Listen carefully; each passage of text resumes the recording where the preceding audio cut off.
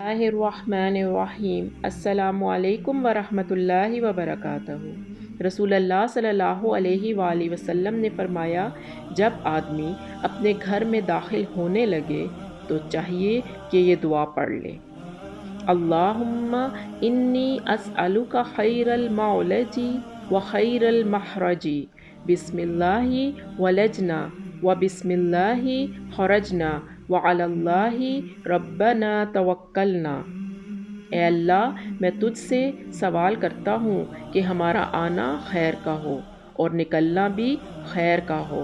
اللہ کے نام سے ہم داخل ہوئے اور اللہ ہی کے نام سے ہم باہر نکلے، اور اپنے رب اللہ پر ہم نے توکل کیا۔